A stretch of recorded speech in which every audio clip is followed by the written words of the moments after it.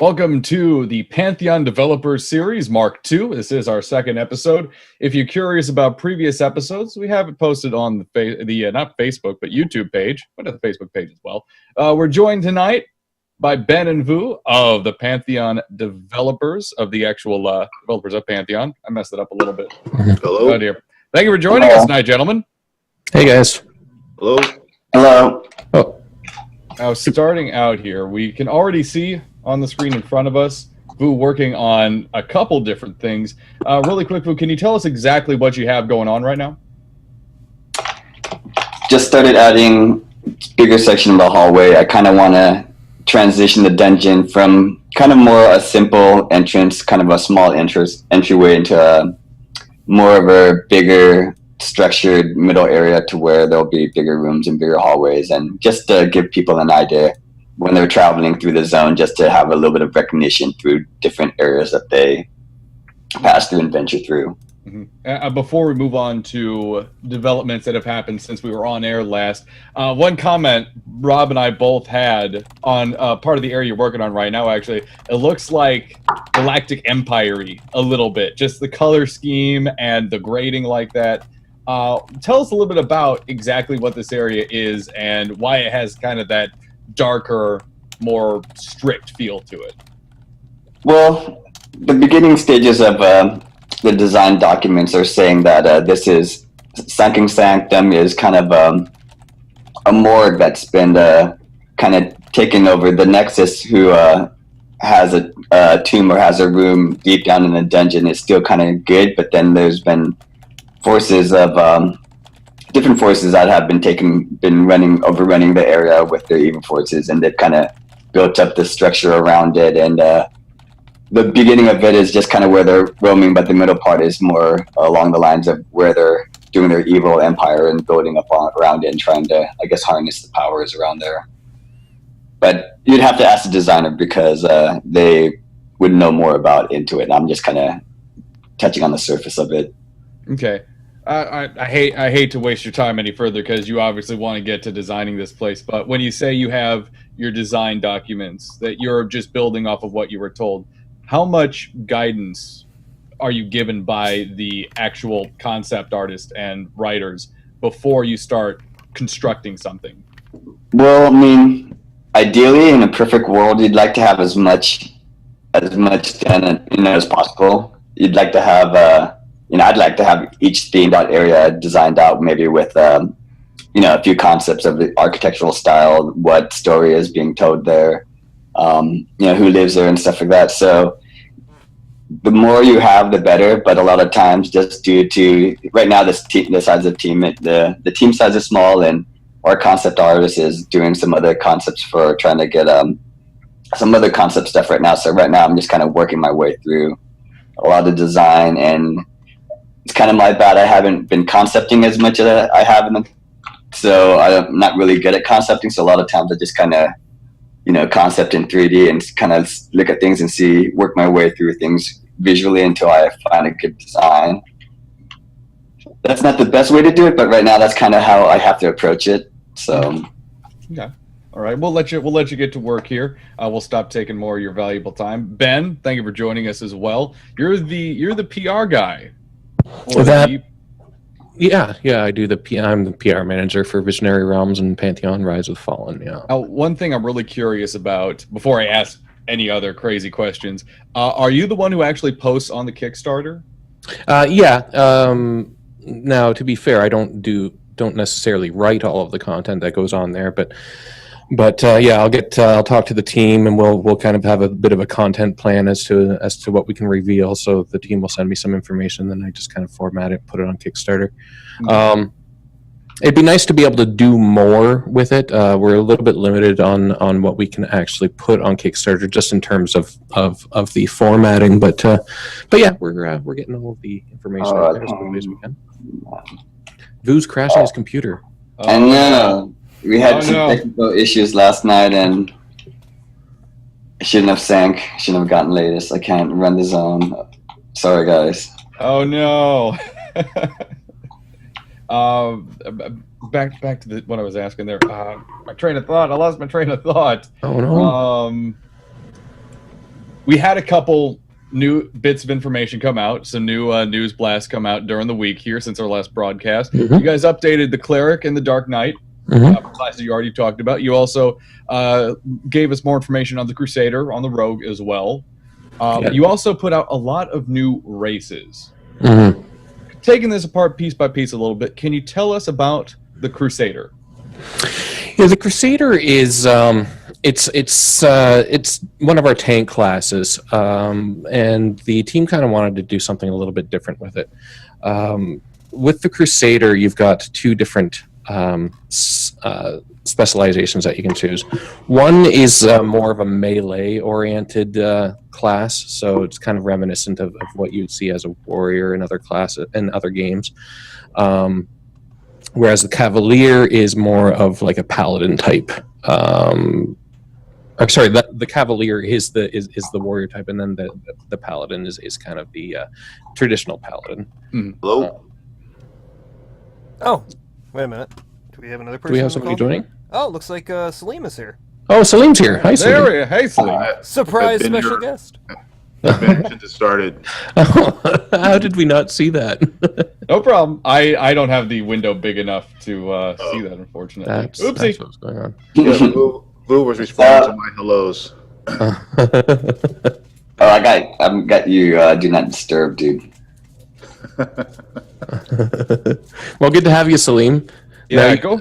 See, this is good because I start talking and I worry because with Salim as the director of development, obviously he has a lot more hands in the design of things. So if I give wrong information, then I have to answer to Salim. So. Salim, really quick, go ahead and introduce yourself to the people that didn't necessarily experience this the first time around. My name's Salim Grant. I'm the director of development for Pantheon Rise of Fallen. Oh, there we go. Short and sweet. Fantastic. We were just going through the different updates on the Kickstarter page we've had in the last week. We'll give you a turn to Salim here. What can you tell us about the Rogue character? The Rogue's the last one we released. The Rogue is Rogue. We had a lot of fun developing the concept for because I wanted to do something a little different. So because the way our system works, where we have kind of these different styles for each core class, we're able to offer people who want kind of the more old school EverQuest style Rogue, and with a little bit of the FF11 Thief in there as one style, and then we have what we call a plane shifter or plane stalker. I'm sorry, I can't remember off the top of my head, but where because the way our world works with all these planes and stuff hitting each other, I wanted to play on the magic of the world and just the fact that there's just this errant magic around, and I wanted to have someone who could manipulate that and do something kooky with it. So that particular style of the Rogue can actually do what we call shifting, and he can shift from the physical plane into kind of this nexus mode. And when he does that, he sees all of the anchors and all the power that are attached to whatever his target is. You can see everyone's, and he's able to target and then attack those. Attacking those can do different things. I mean, if you're going up against a caster and you sever the main link to Nexus Magic, they may not be able to cast spells for a while.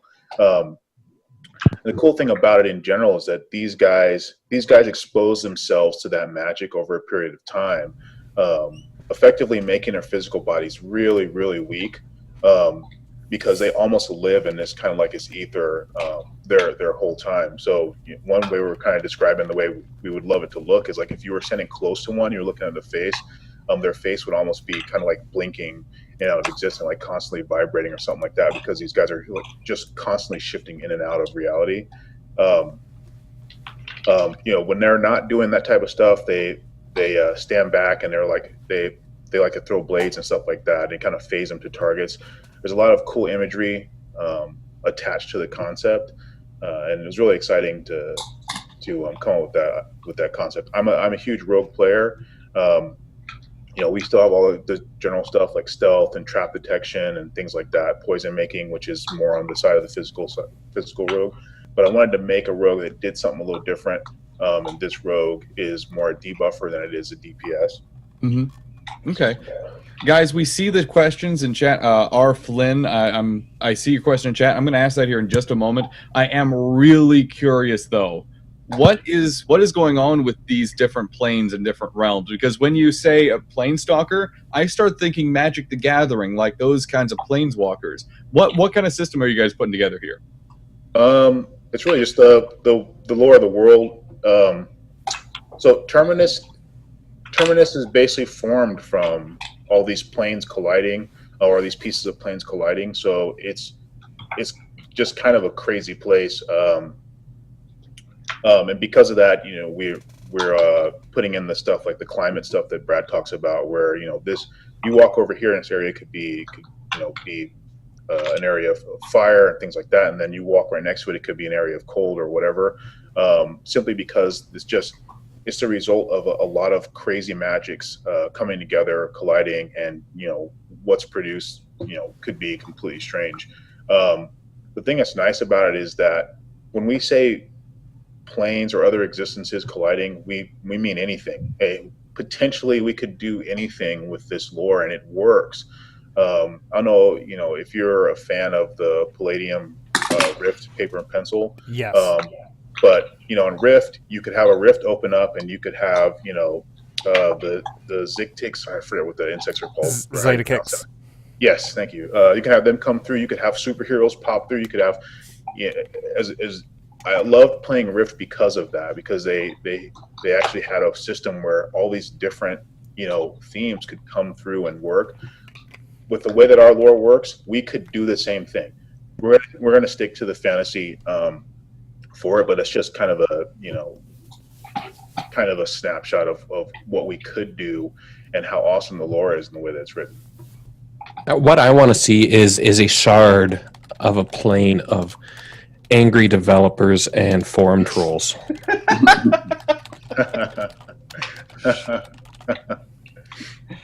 Wow, what would you guys call that even? Justice, retribution, balance.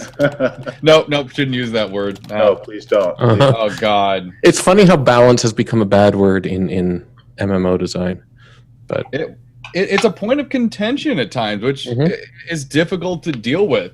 Are you guys even trying to approach that yet? Or are you just simply trying to make classes their own living things? What's that? I'm sorry. Are you approaching balance yet at all, or is it just you really want to make the classes into their own things? No, we're you know, balance is when we start getting down to nitty gritty. This ability does this. This is how much damage it does over this period of scaling, or however we end up doing it. Really, it's just about getting the concepts. You know, we're trying to be forward thinking with these as possible, while retaining, or while keeping it within the identity we've defined. And like I said, the rogue spun out of the lore we have. If we didn't have this lore, then that idea wouldn't have come to my head.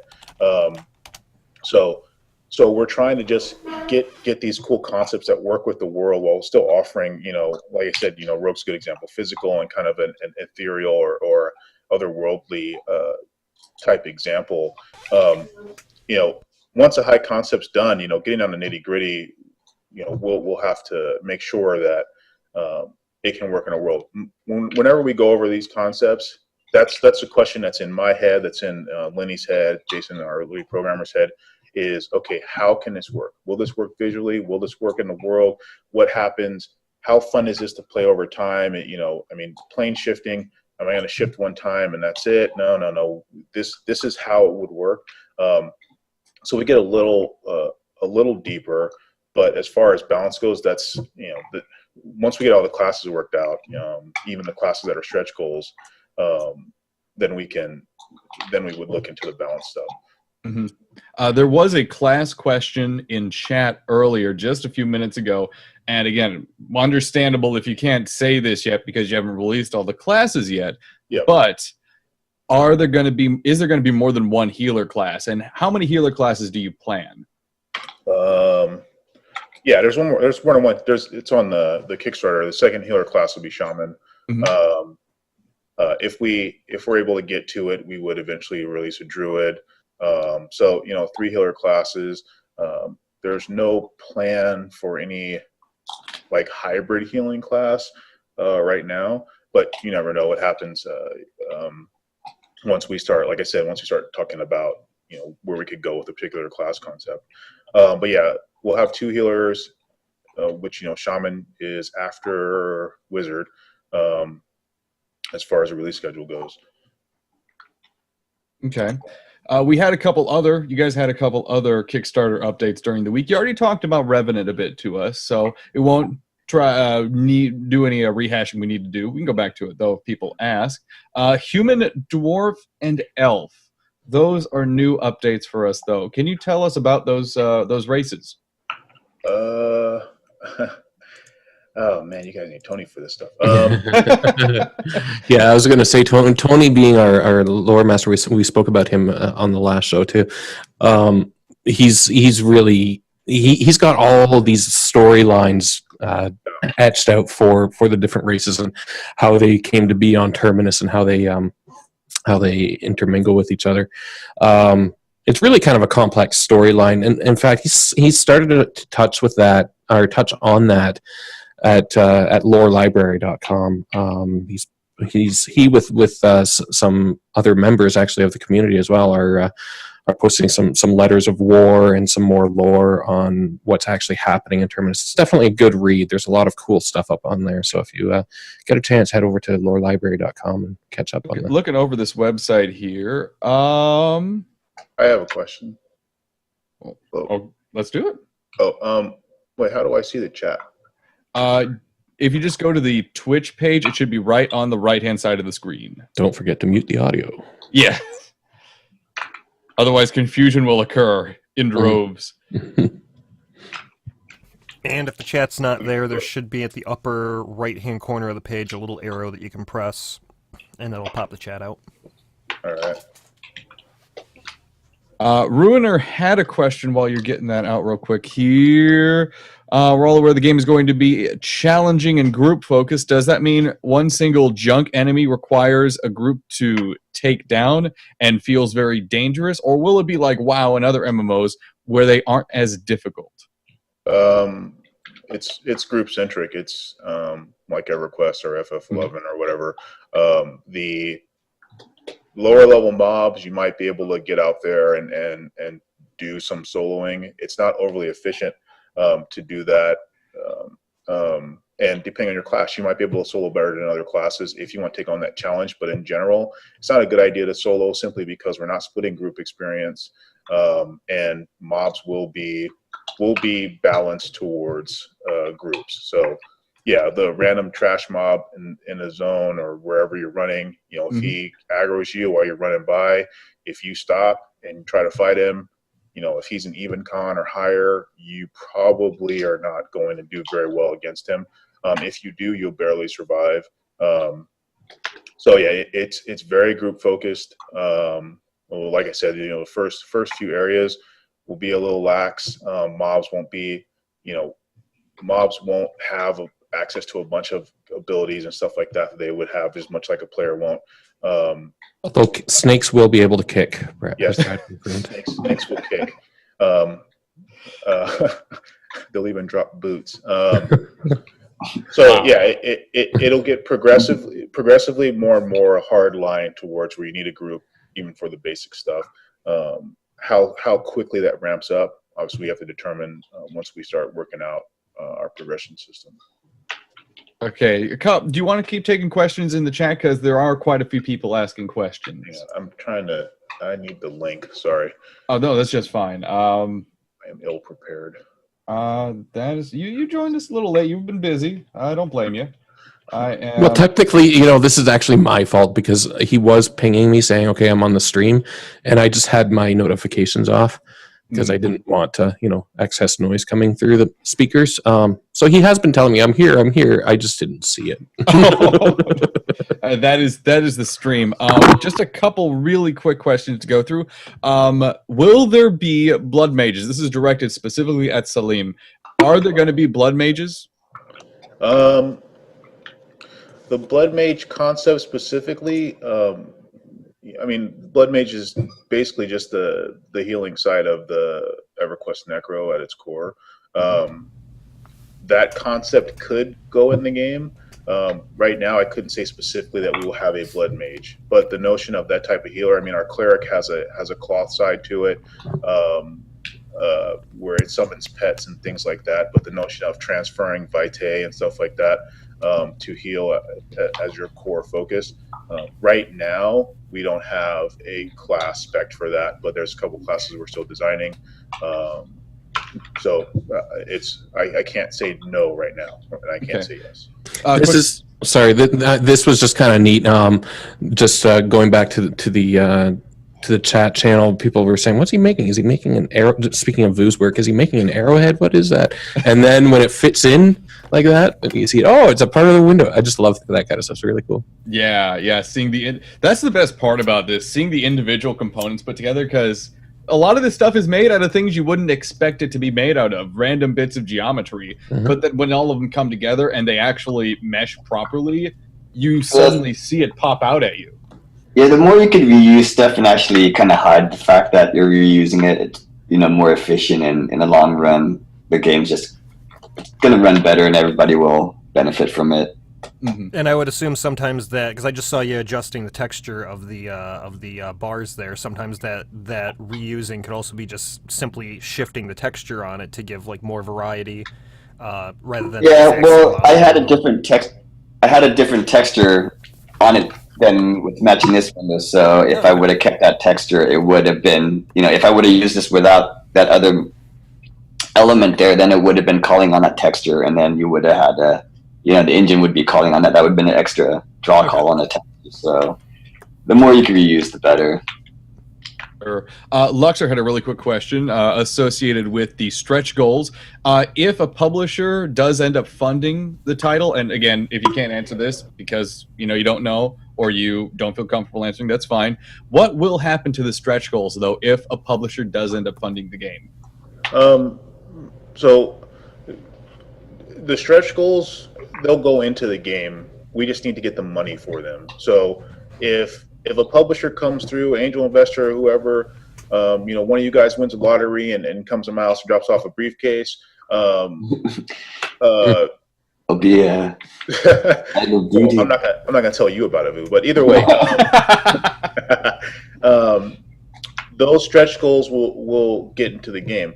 The key thing about the Kickstarter is that it's a kickstart. It's to get us going.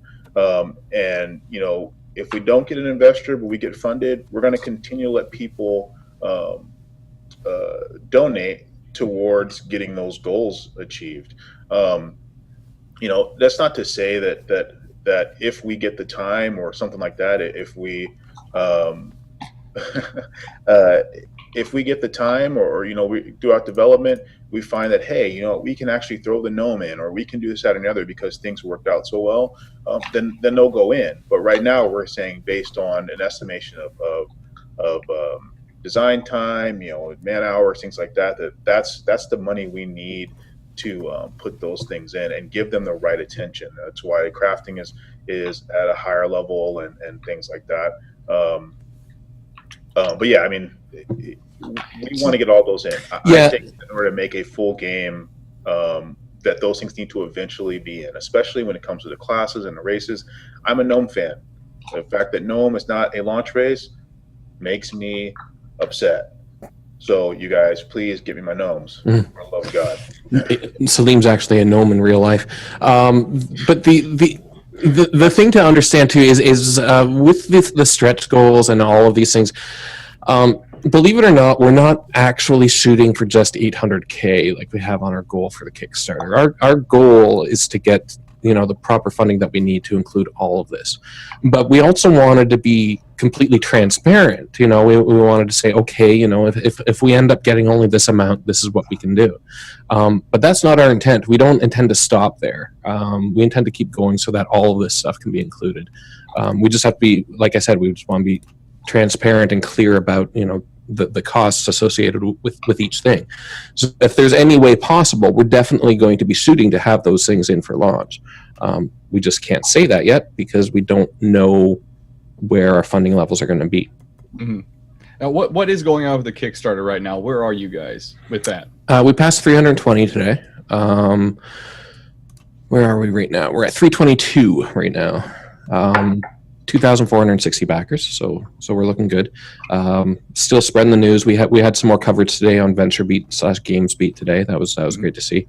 Brad's going to be doing another AMA. I put out an update today, and I left it open to the players and to the community to decide when he does that AMA. Last time we did it, there were a few concerns that it was during work time for some people, others weren't at home time to get to it. So we're asking the players when they would prefer to have it done. So so hopefully the next one we can get scheduled to accommodate more people's time schedules. Some other stuff coming up. We're constantly doing these kinds of pushes, talking to more people. I sent out a whole bunch of emails today, reaching out to a whole bunch of different networks and people with communities and whatnot. And our community is doing excellent as well. I mean, they're spreading the word as far as they can. So we're really getting this kind of support that we need to make it to there. 18 days to go, so we still have to get just under $400,000 more, or just under $500,000 more. But we can do it. I also notice here that your team has also collaborated with Richard Garriott, Lord British of Shroud of the Avatar. Yep. Yeah. So what was happening there was we were just kind of thinking of more ways that we could reach out, and Brad's like, I really want to talk to Richard Garriott about this, and so he ended up sending him an email. And as it turns out, Richard was already talking to his team, trying to figure out things that they could do to help us out as well, which was just great to hear. So when the team heard that, it's like, wow, this is awesome. So the initial plan there was we wanted to get something that both communities could enjoy. So we have this cross promotion cloak. So if you pledge to both games, then you'll get a cloak. Symbolizing kind of the community of the MMO genre as a whole between both games. So in Pantheon, you'll be able to wear an emblazoned cloak that has the symbol of Shroud of the Avatar and the crest there. And if you're playing in Shroud of the Avatar, you can wear a Pantheon-themed cloak. So that's pretty cool. Talking about more options that we can do, none of it's really been confirmed yet, but there's some pretty cool ideas banging around, so hopefully we can get some more stuff ironed out. But we're pretty excited about the opportunity. I mean, they have an awesome team over at Portalarium over there, so we're looking forward to it. I'm also looking at related videos associated with Pantheon Rise of the Fallen. I see MMObuff.tv actually did a full 2-hour-long episode covering that. Was that recent? That one was a little bit earlier on. We're trying to schedule another opportunity with MMO Buff. We also have some more interviews with other outlets as well. We're reaching out to more YouTubers and such as well. The really big one that everyone seemed to enjoy was Brad's interview with Boogie2988. That one went over quite well. If you haven't gotten a chance to see that one yet, definitely check it out. Go head to the Kickstarter. It's linked on there. Actually, you can play it right from the Kickstarter. That's a really good one as well. But yeah, the MMO Buff guys, they've been awesome. What I like about those guys is that they're just they're down to earth and they're all about the community, which is really what our mantra has been too. I mean, this whole experience has been really humbling and just an awesome experience getting in touch with the community at the level that we've been able to get in touch with them. Like, I mean, having all of these guys reach out saying, what can we do to help, and then seeing what they do is just, it's really humbling. It's just been an incredible experience. And it appears the dragon is on stream now. Yeah. Oh my goodness. Work on the dragon has begun. Yeah, if this isn't a character in the game, if it doesn't make it in the game, then I'll just have a statue. Make him a statue. He'll get in the game somehow. It will be in there somehow. You guys will see it. Now, a quick question. What type of cloth physics does the Unity engine have? And could that be used for, like, the actual wings of the dragon? I don't know. I would not be the one to ask her that right now. We'll have to ask Jason later on. We could take note of that and have him try to relay that information next week. I can try to find out. Go ahead. R. Flynn had another question there for you, Salim. Yep. Will there be something called day-long quests? He referenced Greystone and saying it's one of the finest day-long dungeons he's ever played. Greystone's from Vanguard. Yeah.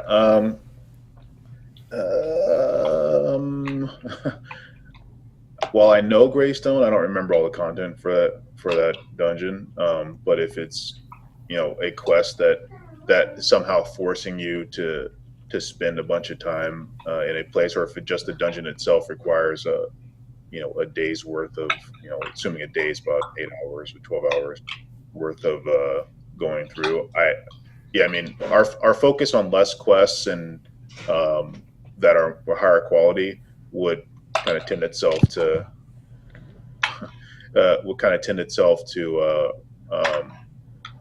having more stuff like that. If anyone played Vanguard's familiar with the Griffin Mount quest, those types of quests I want to see. And I mean, that's quests that I concepted out and helped to implement. And a lot of people say that that's one of the coolest quests that they've ever gone on. So more stuff like that is stuff that we would focus on in our game, and less of the kill 10 rats, if that even exists at all.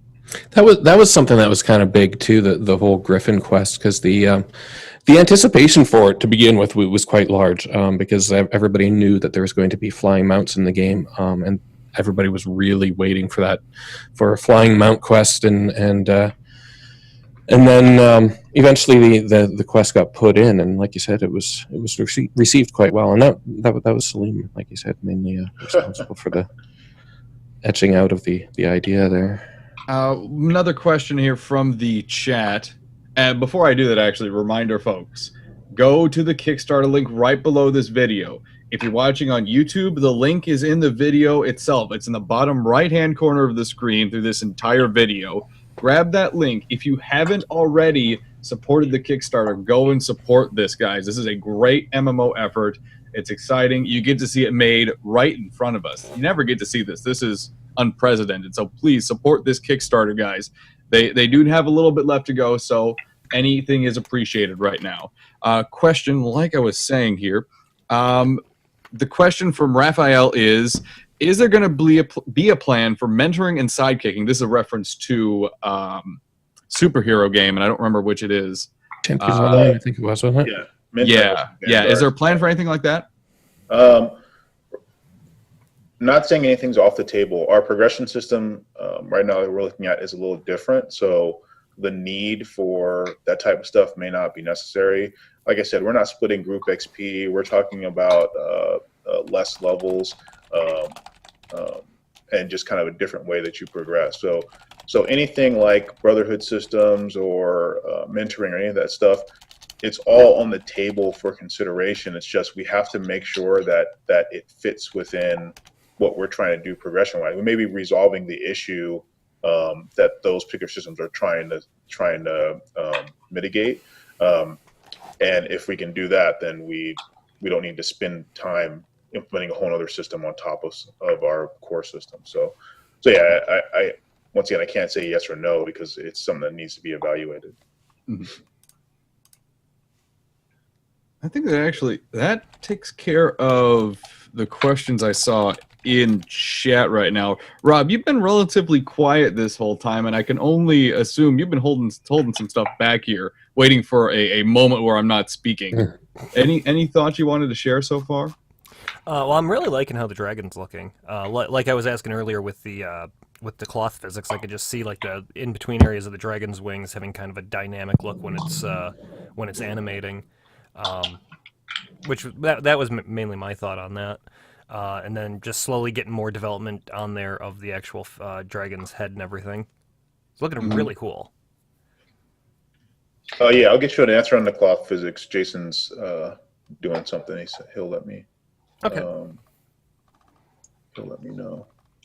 So what is that tool that you're using now, Vu? Is that just kind of smoothing things out, or?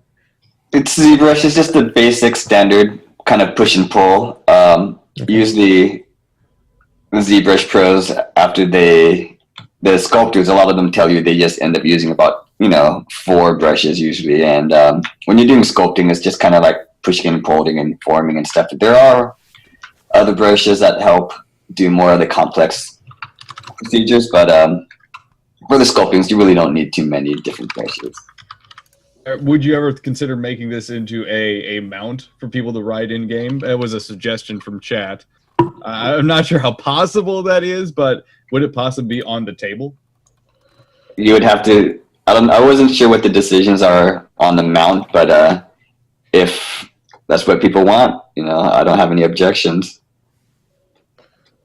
Yeah, we plan to have mounts for sure. Whether we let you ride a dragon, it would probably be about as epic a feat as getting Griffin in Vanguard was, or even more to the point, like I think it was Lineage 2, where you had to get a dragon egg and raise it and things like that before you could even get a dragon mount. The only problem with the dragon mount is that right now flying mounts are not a part of our plan at all. So I wouldn't want you to have a dragon that just walks on the ground, at least not a winged one. But I'm seeing in comments whale mount. Not currently planned, but I do like the idea. There was a question about how loot will function. He references EverQuest and other games associated with it.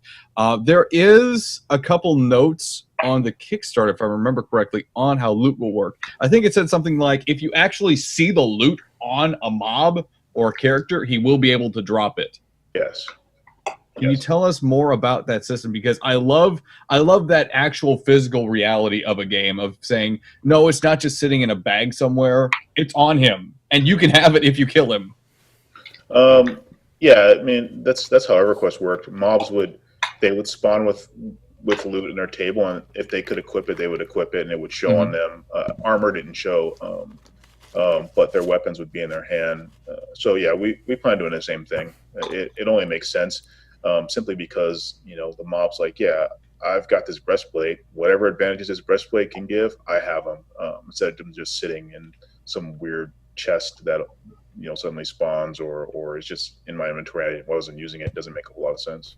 Plus, you knew which spawn had the loot and had some cash to go after. Yep. Is the loot table in that respect going to be just a standard loot table, or do you have any ideas for, like, depending on how you defeat the mob, certain loot will drop? Kind of simulating the idea that you've actually damaged certain pieces of gear depending on how you attack the mob. That's kind of a neat idea. We actually are specking out I don't know if any of you have played Monster Hunter before, but I and a couple other designers on the team are gigantic Monster Hunter fans. And this dragon is actually a good example. What we really want to see happen, at least with some encounters, is being able to sever the tail or cut off the wings or things like that, and then loot those things separately and use use those pieces, go to a vendor or whatever, pay some money or whatever, eventually use crafters for it, to build pieces of armor, weapons, whatever, that are themed after that particular creature. So it may take on the look of it. If it's a dragon, maybe it's a sword that has its scales and stuff on the back of it, things like that. Maybe the blade is carved out of its talon. We definitely want to do that stuff. I can almost say that we will do that. How far spread that is, don't know. I mean, the average random mob, you probably won't be cutting off its arms and things like that. But on top of that, it could be a key part of the encounter. I mean, cutting off the dragon's tail, he no longer can do a tail slash. He just can't do it. So there's strategy behind it, but there's also just that notion of, I need the tail. I need to get that tail. We got to cut off that tail. So yeah, definitely want to do that type of stuff. It sounds like you guys have really been exploring the concept of actual physically putting things in the game instead of the abstract, okay, well, this loot's been in this mob's bag and now you get to loot it, or this mob just gets to cast this sort of spell no matter what. Has that been a reoccurring theme for you guys, or is that just touch and go? It was in one of the interviews. What do they call it? Context aware. Mm-hmm. Context aware. Context aware loot or something like that. Yeah. And I mean that particular phrase was just pointing out that bears drop pelts and they don't drop swords. Which, yeah, I mean we're gonna do that type of stuff. Yeah, you might find a boot inside a bear, but you wouldn't want to wear it. Yeah, I mean, I think in the fact when the examples I give is, you kill a rat, he, can get his tail or whatever. But if you fight a gigantic rat, he may have a sword in his belly along with the body of your friend. So I mean, you depends on the creature. I wouldn't say that killing a dragon you'd loot a sword from him, because dragons are hoarders. They have a treasure room. You may now be able to take treasure from the big pile of gold they're sitting on, or take their scales or whatever from that. So yeah, we're focused on doing that type of stuff when it comes to loot. It looks like Vu's taken actually a class in dragon anatomy. With the detail there. It's amazing to watch. I've never had an opportunity to watch someone do this kind of 3D shaping and rendering live. I've always been interested in it, but I've never been able to do it myself, and never been able to watch someone do it. How intricate is this? Is this some of your more detailed work, Vu, or is this still more base level compared to some of the stuff you have to deal with? Well, this is actually, I wanted to go to school to do characters, and I got hired out of school before I even got the chance to go to the art school I wanted to go to. So I ended up doing a lot of environment stuff, and I got good at that. So I ended up being pigeonholed doing environment. So I never really got a chance to explore characters, and so this is going to be actually my first character that I'm doing in the game. So you guys can experience that with me. This is kind of a side project for you for the game itself.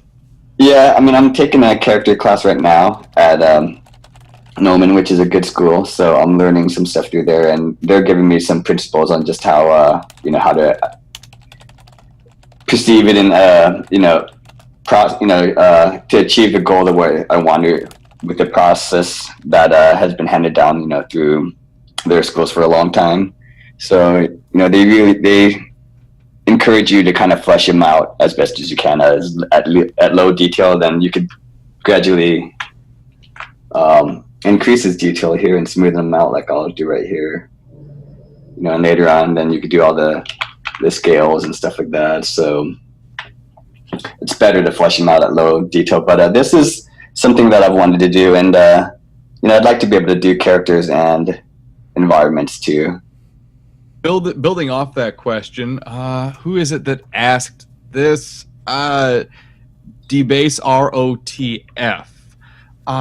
Yes, that's the person who asked that. They're asking when, and this may be a question for Salim or Vu, I'm not too sure. When will we start seeing the actual character models themselves start to be developed? What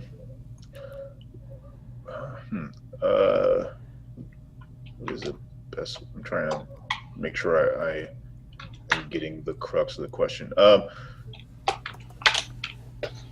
When development is like in full swing, I mean, right now the beauty of like Unity Engine is that we can kind of get a head start on some things. So depending on our team size and things like that and money, we can actually purchase a lot of our models that someone else has done, and then from there we can modify them to fit into our art style, which gives us a huge head start, and the number of artists required is reduced. So full-on development of character models, whether they be from scratch or not, it would happen after funding, after we've worked out our plans. We're still going through and working on schedules and things like that right now. The best I could say is shortly after funding starts, or after development really starts. Right now, what Vu's done, I think he talked about it earlier, is Vu just wanted to get in there. He wanted to learn Unity. and Vu having the chops that he has based on the dungeons he's done in EverQuest, it only made sense to let this guy who has an affinity for it just go in and make a dungeon, and that's how Sunken Sanctum was born.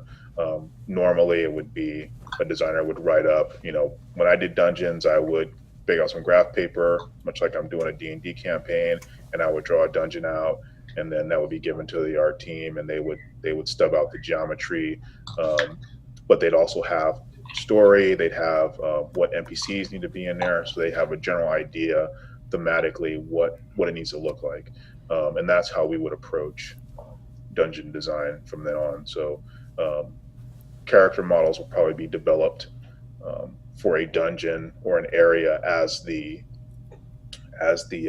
designers come up with their plan. But of course, we'd also have general ones. We know we're going to have rabbits and bears and all that type of stuff. So those things would be developed. But He wants penguins. Dude, penguins are awesome.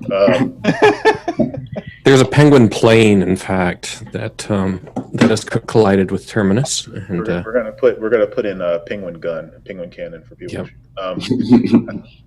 But yeah, so they'll be developed, as a part of once we start like hardcore development. Okay. There were a couple different loot questions. About looking back to the chat log, there were a couple different loot questions going on after you talked about how the basics of the loot system would work there. A couple people were asking the rarity of certain drops, how rare items are going to be, how random they're going to be, what kind of specialized loot will we see, like the stuff that was in EverQuest with crafted or Lambent armor or Wormslayer, etc. Can you tell us any more about that stuff?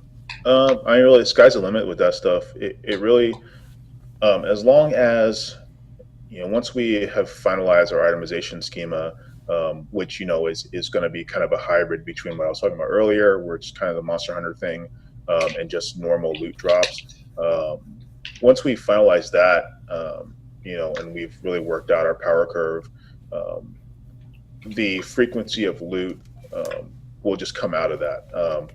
We'll definitely have things like global drops, and standard loot tables, and definitely rolls on tables, and pretty straightforward stuff. But how much loot there is in the world, we don't want a bunch of just generic loot constantly dropping. We want loot to have an identity. We want people to remember the names of their items. I got to go on Blackstone the other night. Holy crap! Pigeon was up. I happened to find her. I got a GBS, and now I'm sitting here offline, like just thinking about the fact that I got this super cool item. We want people to be able to name the loot that's on them, because upgrades are not so frequent that you just kind of forget the thing that you're swapping out, and B, because that just makes your character, it gets you closer to your character in general, right? Mm-hmm. I remember when I was playing EverQuest, my guild leader got the robe off of Khazak Thul in the Fear Plane, and he logged out for the night, and then 2 hours later he logged back in, and he's like, and people are like, well, what are you doing? I go to work. He's like, I just can't. I had to log in. Like, he's like, I'm so excited that I got this robe, and the robe was a significant upgrade, but also just what it meant. Like, for him, it was you guys got together, and when it dropped, none of the casters rolled on it, because it's like, hey, you know what, Baramos, there you go. So it was that was cool, and we want to bring back that type of stuff. I can't tell you how many times I've done that too. Just log in the next day and just sit there and stare at the stats of your item, and just like kind of scroll out and turn the camera around, just staring at it. And it's you don't get that often in MMOs, but I personally remember when my guild was doing Zul'Gurub. It was week 3 after it had been released, and it was week 4, and we got the final boss in Zul'Gurub down for the first time ever. Our first kill on it. Bam! Zinrock drops, really big 2-handed sword. I win with my bid, and I'm just like, I am taking this into every single battleground. So that kind of joy is just something wonderful for developers to focus on. I love that. For those asking, yeah, raid loot. There's no reason for raid loot not to be tradable. I am of the belief that the more effort you have to put in to get an item, the more control you should have over your item. That's your item. So, EverQuest, a lot of raid loot was tradable. Things like epics and stuff, we obviously wouldn't make those tradable, but yeah, I mean, I don't see any problem with it being tradable. Well, the one thing that you do have to watch is you don't want to make it so commonly available that it becomes, just something to farm, so people don't get a chance at getting the item and are able to, just sell it for a profit. So there's some balance you have to. Oh, I used the bad word again. That balance word. Careful. Very dangerous. Going back to the Kickstarter page here. There were a couple other updates, if I remember correctly. Ben, if you know exactly what I'm thinking of here, let me know, because I could have sworn I saw some new things. I'm sorry, man. Yeah. So what did we touch on? We touched on the Portalarium stuff. We touched on the Boogie 29888 video. That was awesome. Mm-hmm. The AMA. I remember now. It was the update you guys did to the 2 previously released classes. I wanted to just touch on those really quick. We already went through classes, so I'm like, yeah, no, we don't need to talk about that, but we probably should just quickly touch on that. What were the updates to each class? Wasn't that just adding the yeah. What had happened was we had the lore and the design of the first 2 classes ready, so we sent that out, and then we were getting feedback from the community. It's like they wanted to know more of the roles and kind of how the character would play. And so looking through that, we realized, okay, yeah, we didn't include that kind of information. So from the 3rd class, I forget what it was, onwards, we started including that information. So we went back and did it for the other 2 as well. So we were able to more clearly define the role and the style and the specializations of the classes that were already posted. I got an AFK like 20 seconds, guys.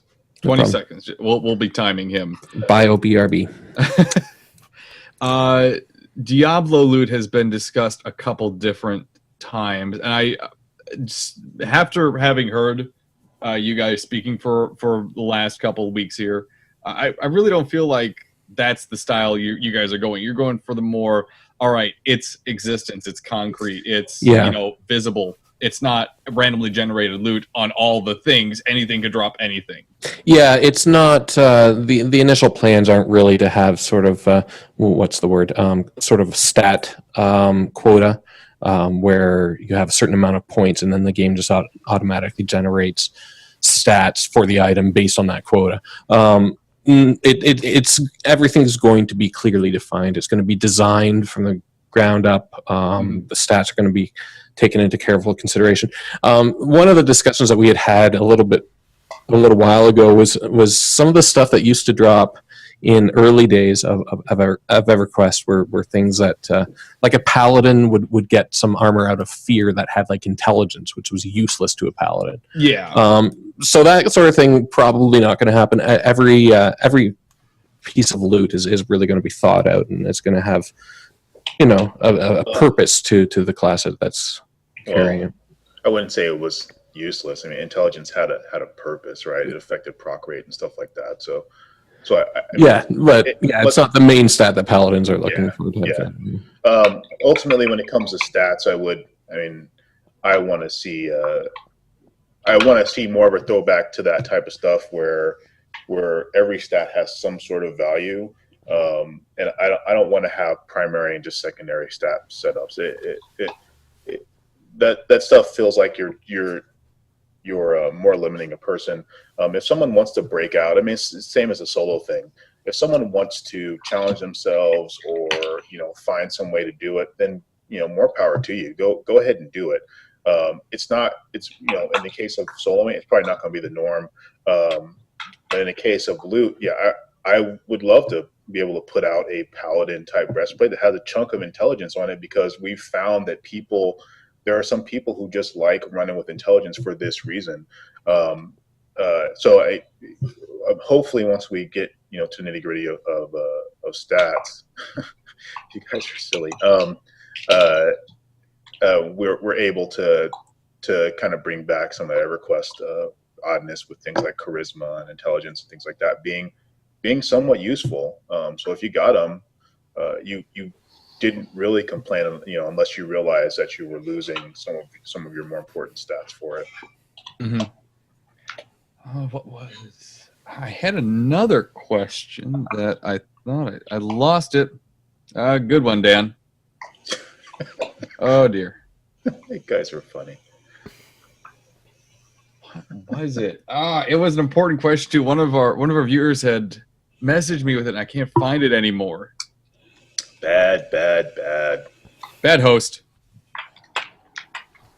I will say this: if you guys haven't gone over to the Kickstarter yet, and despite what Hideo said, the link is right below the video here on the Twitch page. It is also, if you're watching on YouTube, it is in the video itself. It is the Kickstarter link in the bottom right-hand side of the screen. Go to it if you haven't contributed yet. If you haven't been a part of this project yet, it is a fantastic project. Do so right now. And I'll it post is so link important in the chat to as contribute. well. There we go. Thank you, Rob.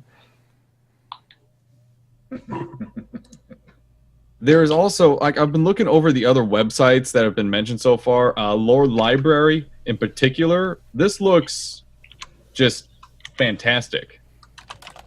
I really like. Yeah, that's an example of just how much the community has reached out. Tony's had been in touch with people over there for quite some time, and they do all sorts of great stuff over there. And anyway, they were talking to Tony about Pantheon, and Tony wanted to do something with them. And it's just been great having this kind of community involvement throughout the whole thing. So they were able to hatch out a plan and then a story, and then start working on some of the lore bits coming through there.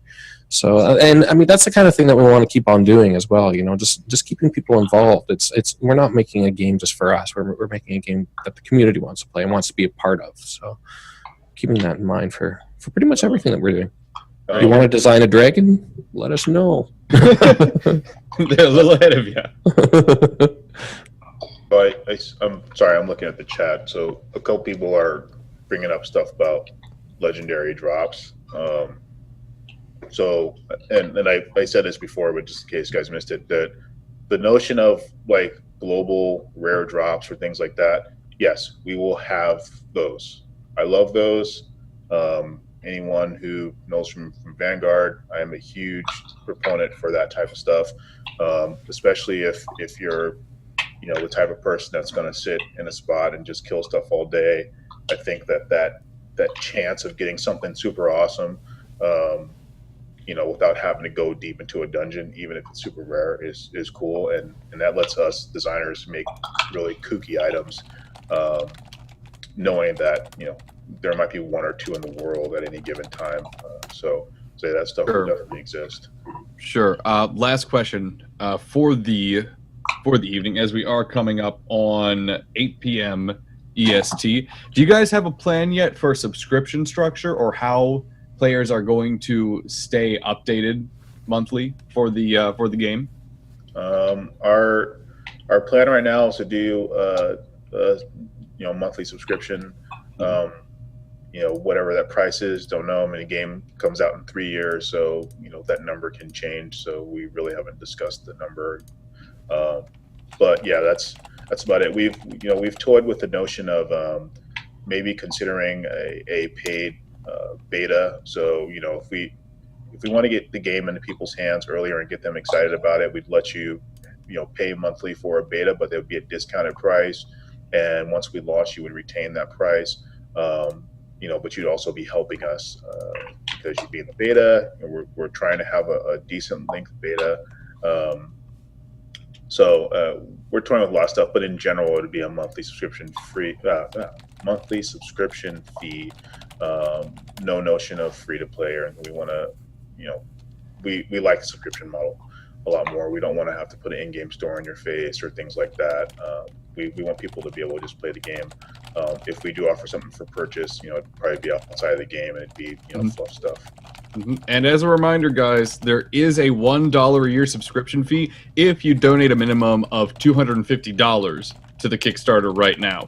It goes through all the rest of the higher tiers, but $250 is the minimum for that. $1 a year subscription for the rest of your life.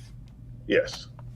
Perfect. Gentlemen, thank you so much. Where can people go to find out more about Pantheon other than just the Kickstarter? There's tons of places. There's all sorts of. We've been getting great press coverage. So places like MMORPG.com, 10 Ton Hammer, ZAM, Massively, Curse. We actually announced an official partnership with Curse as they're working on the official wiki. Apart from that, I mean, and all sorts of other networks have been great. PJPantheon.com is a wonderful community over there as well. Just tons of stuff all over the place. If you Google Pantheon, you'll find some really cool sites to go to. Fantastic. And we keep up with all of them as best we can. So don't be surprised to see us popping into places like that and answering questions as we have time to. You guys really do love your community. Otherwise, you wouldn't be doing this in the first place. No, absolutely. Fantastic. Ben, Vu, Salim, thank you so much for joining us once again for the Pantheon Developer Series for our second episode. Appreciate you guys taking the time to be here. Well, thanks for having us. And next week, Vu, if we're able to schedule it, if we have the time, I hope that we do, we'll maybe get to see more of this dragon created next week. I may not be available next week because my family is having a ski trip in Mammoth, and I've been jonesing to do some snowboarding. So I'll let you know. That is not approved. That's not approved. Yeah, I'm gonna do some jumps, try to get some air. Sweet. I'm kind of jealous. I haven't snowboarded in so long. That's good times right there. I don't have the legs for it. I'm afraid I'd break something. No, I'm not going to make a comment about his gallbladder. Hey. We don't talk about things that don't exist anymore. Thank you, everyone, for joining us tonight. Thank you for joining us here on twitch.tv/The Rob and Dan Show and youtube.com/The Rob and Dan Show. We appreciate you guys taking the time to watch this video and for donating to the Kickstarter. You do not get anything less than 110% for your money when you go and donate to the Pantheon Rise of the Fallen Kickstarter. For Rob, I have been Dan. For Dan, I have been Rob. That's the Pantheon Developer Series Mark II. Good night now.